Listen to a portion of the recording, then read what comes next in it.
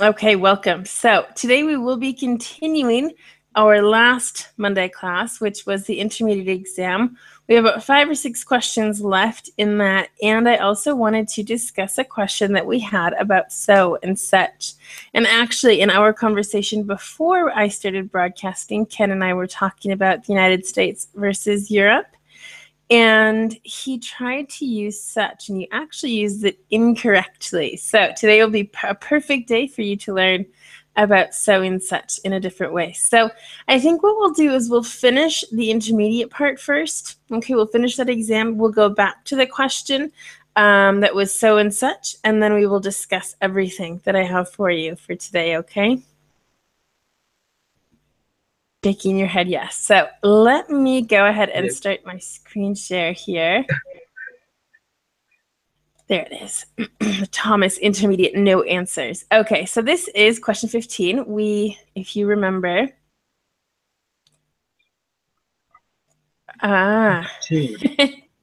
Yeah, right. We started with 15. Let me just go back to 14. This also has so and such. So I just wanted to remind you. So it was good food. I went to the buffet twice. And do you remember the answer here? It was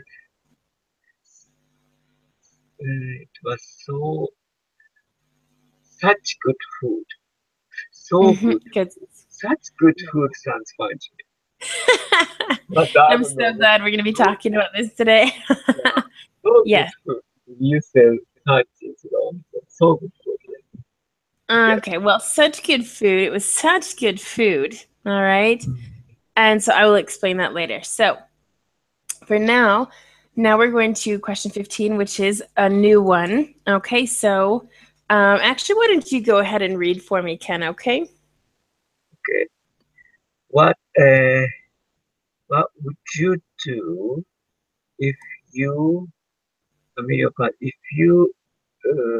had a million pounds? Okay, and why did you choose would and would have? Or sorry, would and had, right? Would and had. I think it sounds fine to me. The second condition. Yeah. Okay, good. And so you chose A, correct? Would and had. A, yes. Okay. Okay, so it is a second conditional. And the meaning behind this, what kind of a situation is this? Hypothetically, if you had a million pounds, what will you do? Really, yeah. So you can't. Yeah, but if you could imagine, so that's perfect. So that's absolutely correct. And what we're also doing here is we're switching the if. You don't need to start with if in a conditional. You can have it in the middle of the sentence. All you do is change around the clauses. So your if clause and then your main clause over here, okay?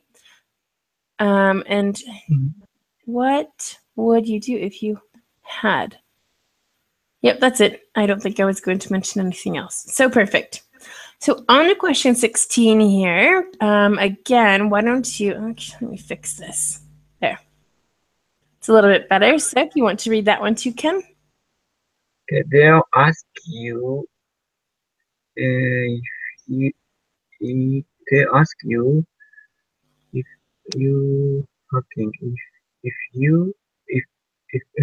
you whether you packed your bag whether you packed your bags yourself or not. D. All right, so D is your answer? Yeah. I'm going to agree with you. So they'll ask you whether you packed your bags yourself or not. What does whether mean? What does whether mean? If. And when can we use it? To confirm if you had your bag yourself or not. Good. Yep. So basically, whether it means if, and that's it. There's really no difference here. Now, some people might get confused and think weather. This is the temperature and how everything is outside your home, where you live. Yeah, Okay. it's very confusing spelling. I always confuse spelling. Yeah. So these two words, weather here and this weather, sound the same. Now it just depends on the context. Now, do you know what this type of word is called when they sound the same? Homonym. They have homonym. Very good. So let me just delete that. So perfect. And where would this question be asked? Where would someone ask you this question? Box yourself or not? Maybe for the travel?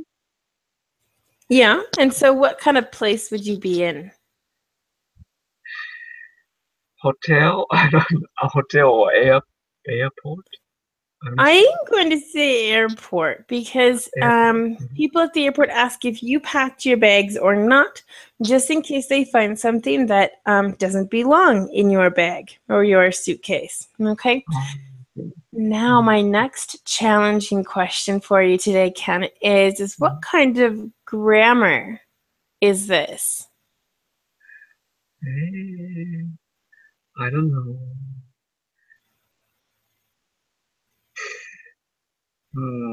I just remember memorize the weather if kind of phrase. So I don't know the grammatical term for this. Is it conditional? No. Hypothetical. This is reported speech. I see. Okay, so someone is saying they will ask you if you passed or whether you packed your bags or not, because a guard or someone like that security person will say, did you pack your bags yourself or not?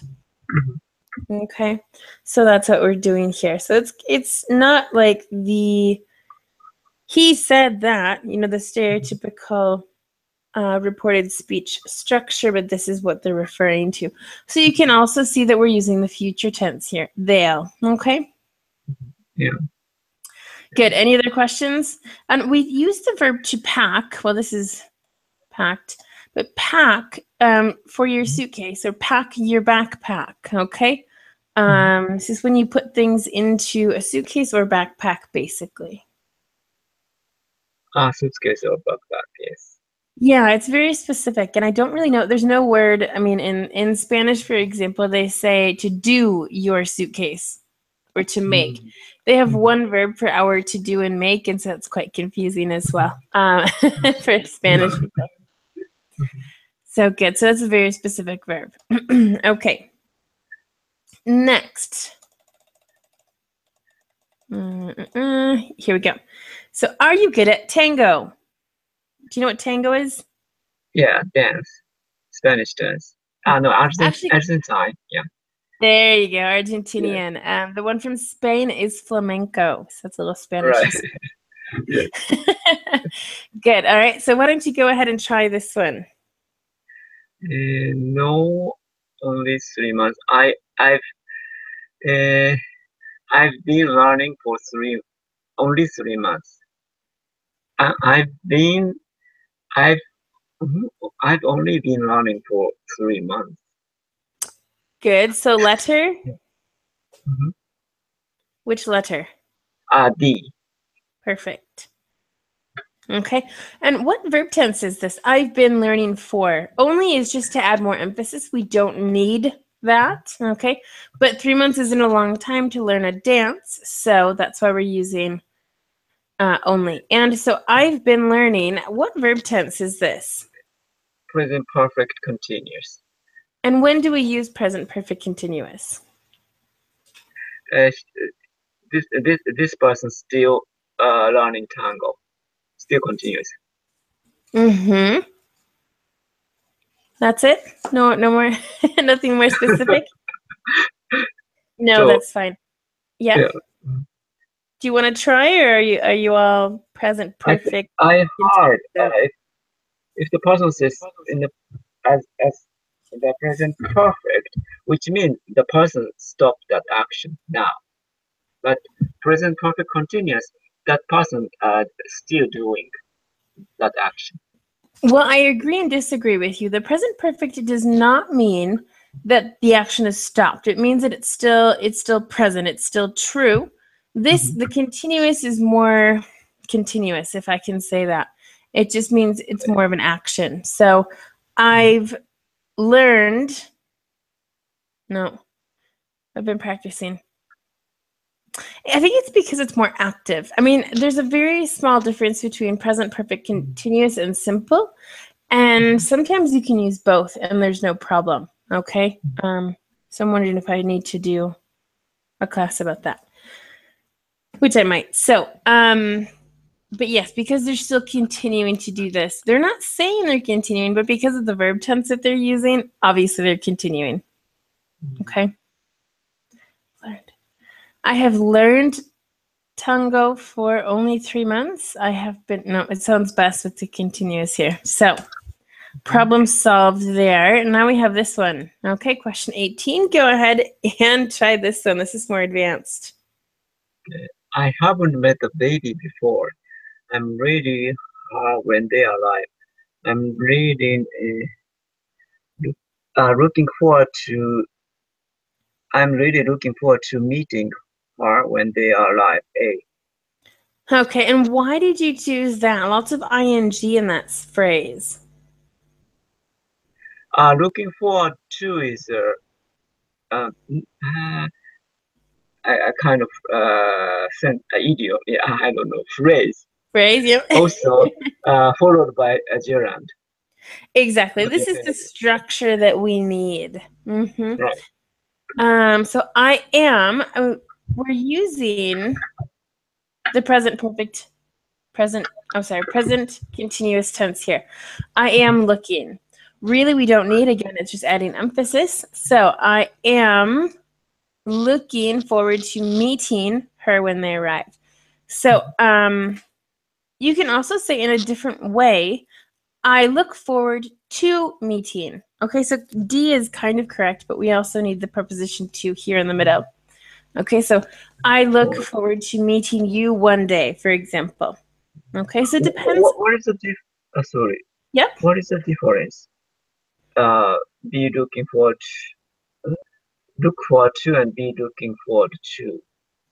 For example, they're saying that, you know, they haven't met the baby before. I am really looking. This is in the moment. Okay, it's in that exact moment that she feels this. If I say to you, Ken, one day when I go to Japan, I look forward to meeting you. This is a fact. This is kind of something that's just how it is. I'm really looking forward to meeting you, but in general, okay, we use the present simple. I see. Does that make sense? Yes, it's difficult, but yeah. Well, and it's a context too. I mean, here I haven't met the baby before. It sounds like the baby's going to arrive soon, especially in the next sentence when it says when they arrive. So that's part of it. And you can even say, oh, I was looking forward to meeting the baby, and then they arrived and it was amazing. So you can use this in the past tense as well. I have been looking forward to meeting, for example.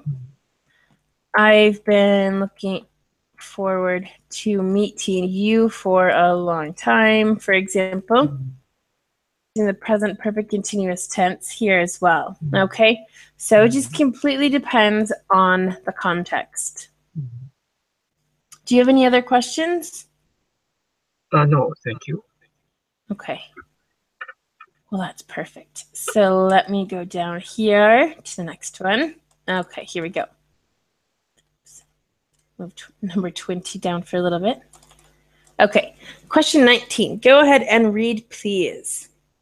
Okay. I hate smoking. I've been trying to stop. I've been trying to stop for months. See, Okay, and so why did you choose this one? that sounds fine to me. I've been stopping. Could be, but I'm not sure. Well, Yes. I agree with you with C. Okay, I've been stopping for months. When you stop something, that's the end. So I wouldn't use stop as the verb in Yeah. a continuous sentence. Exactly. So that's why I don't like D. Trying to stopping does not work. Okay, after the verb try, welcome to verb patterns, we have to use to. However, in this case, we cannot use stop with this ing at the end. Okay, Yeah. we only use the preposition to with a verb with ing in a certain amount of cases, which we saw earlier. Look forward to. Also get used to. Actually, let me write this here. Look forward to meeting we used. And then it was I got used to listening to Spanish music. Be used to. I am used to waking up early, for example. Okay. So these are different moments in which we use the preposition to with a verb plus ing. Okay. Oh, that's a verb pattern. Okay. So that can't work. Now, trying stopping doesn't work at all because we have to have this to after. You can say I tried stopping. Now, I'm a little confused. I think I'm going to sneeze too as well. So sorry if I do. I tried stopping smoking. Now I'm using tried, but it's not just with the two. I tried to stop. I tried stopping. Now I'm not sure if this is me being a native and this sounds okay. I tried stopping to try. I'll have to look this up.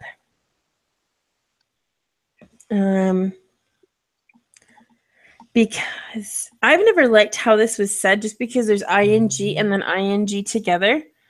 Try verb patterns. Oh, no. Okay. Try is probably one of those verb patterns that you can use both, and then they have different meanings. That's why. Yep, that's absolutely correct. So I tried stopping smoking. We can do that. Let me just see here. What is the difference? Try to stopping and try to stop. Okay. So when I'm using the ing, it means that we wanted to achieve something or do something. Okay, so you wanted to quit smoking. Now here, trying to, oops, not that one. C, trying to stop. That means you tried to do something, but you didn't.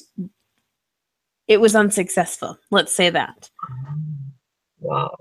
So this person didn't succeed. Even though Exactly. yeah, I got it. Very different meaning. Actually. Exactly. And you know what? I need to do a class with that, with the verb patterns that you can use to or can use ing. Then they have different meanings. It's not like we have other words, I should say other verbs like, love, hate, prefer, start, in which you can use the same structure, either the ing structure or the to. Nope, in C, sorry. To and then the verb in the infinitive form, and it doesn't have a different meaning. Okay, so verb patterns, ing and to. Just writing this down so when I do my August class schedule. Maybe many non-native speakers don't know this difference. It's innate. Innate is when you just know that it sounds right or wrong in this case. So, this is something that I hadn't realized that we do in English until I started teaching. And so it's crazy. But like I said, this, to me, I tried stopping smoking. I tried to stop smoking. Honestly, probably doesn't have a huge difference for me personally. But I would not choose stopping smoking because I think there's too much ing in this sentence. So it's a personal thing here. Okay. Do you have any other questions? So I tried stop smoking means this person succeeded. One moment. I tried. Which one? Because you said I tried stop smoking. This alternative one you wrote after. I tried stopping. Stop smoking. That's when you're trying to do something, when you're trying to achieve a goal. So this person is literally in the middle of trying to quit. Okay, so succeed or not is not sure. Not right. Not mentioned. Okay. I am trying. No. Stopping smoking. This, can we say that? I am trying stop. No. Trying stopping smoking. Very interesting sentence. Technically, I believe it's okay because I'm using the present continuous here. Now, because of the structure, try plus the verb plus ing means that you're in the middle of trying something. And smoking is used as a noun here. This is not a verb. I'm trying stopping smoking. Who in their right mind would say this? It sounds terrible. Yeah, but I think so. Yeah. In this case, honestly, I would always use this one. I'm trying to stop smoking. Just because otherwise there's, two ings is enough for me in a row, let alone now we have 3. So when I teach Japanese to my friend, it happens. He says perfect grammar Japanese, but usually we don't use it. Exactly. This is one of those times that this is in a good sentence, a correct sentence, but no one is going to say that. And if they do, they're going to sound very silly. Right. So we'll just take this one off the grammar list. I don't like this one. Goodbye sentence. Okay, wonderful. So the last question here. Question number 20. Go ahead, Ken. You can read. That film was no good. I nearly fell asleep. It was so boring. See. All right. And so why did you choose boring? Maybe bored. Maybe I got bored. Probably. So. Okay. Or I was bored. We can also use. So C is the right option. Okay. And interested, obviously, we can't use because, that film was no good. So it's just saying you weren't interested. And then busy doesn't make sense. Busy just doesn't make sense here. So that film was no good. I nearly fell asleep. It was so boring. How would we use bored in this sentence? Or in a different context. I nearly fell asleep because I got bored. Okay. Sure. And what's the difference between to get bored, or to be bored? To get bored. To be bored. To be bored seems like passive. Be bored. Passive. By something. No. Okay. You can use it like that. To get bored is the process of becoming bored. Okay. To be bored is when you are in that moment bored. So if you think of it kind of like a glass of water, like I'm getting angry for example, it's every time you fill the glass up more with water, you're getting to that I am angry point. I don't know if this works with you or with anybody, but makes sense to me. It's the process of when you're normal, you know, in a nice, happy state of mind until you actually are bored. It's that whole time, okay? So a lot of times you can say, you know, people that like to tap, and you tap and tap and tap and tap, and you're like, okay, that's annoying. Okay, that's really annoying. Okay, now I'm really annoyed, and that's it. You know, you get to this point of, that's it. I'm now in the next, I don't feel just that I'm in the process of getting annoyed. I am annoyed. Okay. So get we normally use with the process of, and then to be we use with the state, you know, your state of mind. I'm happy, I'm sad. For example, maybe you're sad about something, and then, you know, you're watching a movie, you're doing something that you enjoy. So I'm getting happier. I'm, you know, improving little by little. Then once you finish the movie, you've forgotten about the sad thing. You are now happy. I am happy. Okay, that's your state of mind. And so what we're doing is, you mentioned the passive, and the passive, I understand where you're coming from, because in the passive tense, we use the verb to be in any verb tense plus the past participle. Past participle. Okay. Now this looks like it could be a past participle. However, bored is an adjective, so it's not a verb. So it is not this. And we use the verb to be with emotion. So the verb to be plus an adjective is a special kind of verb that we have, and I can't ever remember the name. I know Anna had told me from Brazil that it existed. So it's to be happy, to be bored, to be sad, to be, and whatever adjective. Okay, but I do see why you said the passive. Okay, just trying to think of a quick passive sentence with ed. That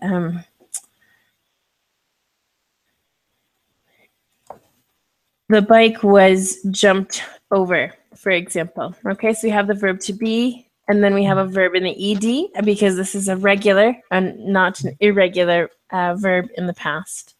Okay, so we have the verb to be and ed. So this is what you were thinking, right? So it's not passive. This sentence is not passive sentence. The bike was jumped over, yes, is passive. Passive, okay. By John. John, okay. I don't care that John did it, honestly. I just care that the bike was jumped over. That's why we're using the passive. Okay. Do you have more questions? With the passive, the action is the most important part, not who did the action. Right. Okay. Okay. So let me delete all of this. And yes, oops. So it was so boring. See again. You can say, I nearly fell asleep. I was so bored because the film was so boring, for example. Okay, so we can use both of those. My little trick, this doesn't always work, but this ed ending, the D can be changed over into a P for people. That's how the people feel. And the ing is for the thing, the film. The film was boring. I was bored. I see. Okay. Most of the time. I mean, other times it doesn't work. For example, with interested, with interesting, she is interesting. Okay, that means that's great. She is interesting. She is interested in science, for example. Okay, so that's another way that we can use the ing and ed with these. All right, so it doesn't always work this way with the D, meaning it's for the person. But you can also say she is boring. She is a boring person. She's not interesting, for example. Okay. All right, so what I think we should do is we will go, let me just go ahead and get out of this, stop screen sharing, and then I can show you the other one that I have. So hello again while I'm changing so and such. Share. Perfect. Okay, so and such. We use these words to add emphasis to a phrase or word, okay? That's basically what we're going to look at here. So the first and probably the most important one is exclamations. This is something that's obviously very exciting. We're very excited about the situation. So we can use both so and such in this case. Okay, so we use such plus a noun, and it can be singular or plural. All right, we'll see some examples in just a second. Then we use so with an adjective. Okay, so we're talking about structures here. So if I go down, we can see that she is such an amazing best friend. Okay, obviously best friend is my noun here. We have such, and then we have an because it's one person. Okay, and amazing, we just have an adjective here. All right, do you have any questions with this? Is this clear? Such an amazing. Yes, it's clear. So we're using, I mean, this one obviously such here, but we can add obviously other information. So we have an article and then we have an adjective here. Now in the next one, I had such a great trip to Berlin last year, noun. Okay, so we have such, we have our article, and then adjective, and trip is our noun, okay? Do you have any questions? No. No, it's pretty clear. I have one more such example. Tom is such an inspiring person. All right, again, we have person as our noun, inspiring with our adjective, article, and such. All right, perfect. Here we're using, for example, different verbs. We have is, all right, and then we had. So we can use the present, past, different verbs. It doesn't matter what's before such, okay? So if we go down, now we can look at the so, okay? The so examples. The joke was so funny. Okay, so we have so plus an adjective, that's it. Our noun is here at the beginning.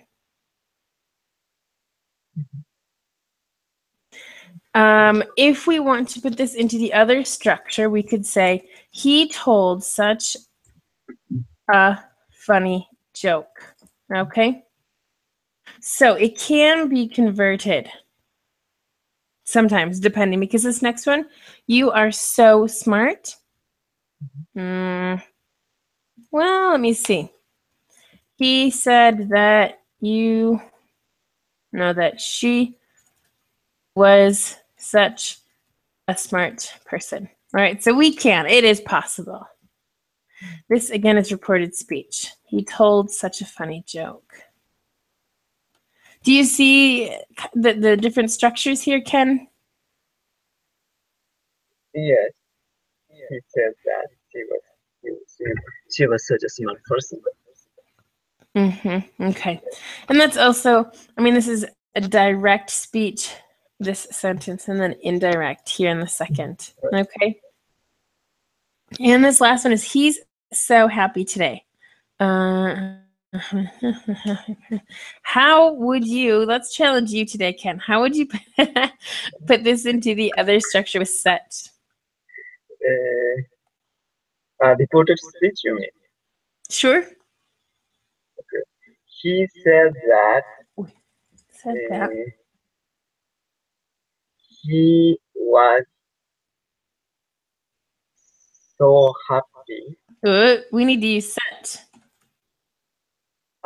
He was such a happy person.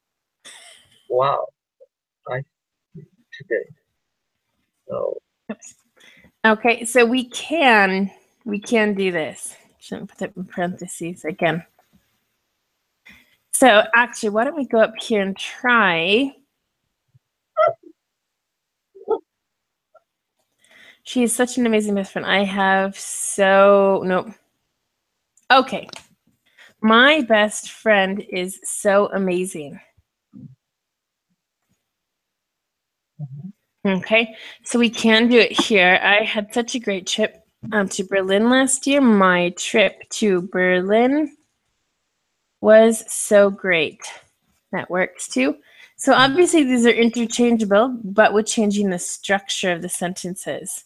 Tom is such an inspiring person. Tom is so, ooh, this one's difficult. Tom is such an inspiring person. Tom is, no, I don't know how I would do it in this one. Do you, with so. Tom is so inspiring. That's how I would write it. It's not exactly the same, but the meaning's the same. Tom is so inspiring. Okay. So good. So I've kind of discovered this as well. I was doing this and I hadn't thought about trying to change them using the other part. So do you have any questions about these? Yes. If we use such astonishment mark is necessary. This word astonishment. I forgot. Yeah, an exclamation mark. Exclamation mark. Is it necessary? No, this is just one of the many ways that we can use this. So, I don't know what I did. Okay, exclamation. So exclamation mark. So we'll go past all of the examples again. Slow, slow, slow. To the next part, where we have so with adjectives and adverbs. Okay, so plus an adjective or adverb, plus that, plus the result of the situation. All right, so this is the structure here. For example, see if I can get, that's not what I wanted. Oh, that's not what I wanted either. So plus adjective. All right, so we have so plus quietly. So this is an adverb. Then we have that, and then we will have the result. I can't seem to get this any closer, so that's fine. So the doctor spoke so quietly that no one could hear him. Okay. Spoke so quietly that. So this is just a complete structure situation. The siren was so loud. So we have so with our adjective that they all screamed. Okay, so we have a situation and then the result is what they're talking about here. Or a subject, the subject in the second sentence is the siren, for example. Do you see what's going on here? Yeah, I learned so that memorize so that phrase in right. Time. Yeah. Okay. So then this last sentence here is the bride was so happy that she cried tears of joy. Okay. So happy. Okay, continuing with more structures. We might run out of time today. All right, such with nouns. Okay, such with an adjective in a singular noun, obviously, which we saw before because it's an article. So we need for a singular. That and then the result. Okay, it's also common to use an adjective before a noun, which we also saw. And that's why I have this here, explaining this. Okay. So, for example, Shelley is such a happy person that she never gets angry at anyone. Such a happy person. All right. So this is all structure. You know, it's just structure. Here we go. So I think maybe you can see this. So such a adjective, singular noun, that, and result. Okay. And I'll have you read some sentences over here. Why don't you go ahead and read the first one, Ken, okay? Christina is such a studious woman that she has always gotten a perfect score on all her exams. Okay, so that one's a little bit longer, but same structures. Is such a studious woman that, and then the result. Okay. Do you want to read the next one, please? Okay. Henry had such a long talk with his brother that he missed his bus. So there again, such a adjective, noun, with his brother, that. Okay. Any questions, Ken? Does this make sense? Yeah, kind of. So that and such such a adjective. Yes. And noun. Yes. And now we have such with plural or uncountable noun, that, and then the result. Okay, so why don't you read the first sentence for us? Chris had such a big problem that he needs to speak to a profession to find an answer. Oh, professional. Sorry, professional. That was my mistake. Professional. Yeah, professional person here. So good. Okay. And what about the next sentence, please? Let me just get down My a little bit further. My friend makes such good food that she is thinking about opening her own restaurant.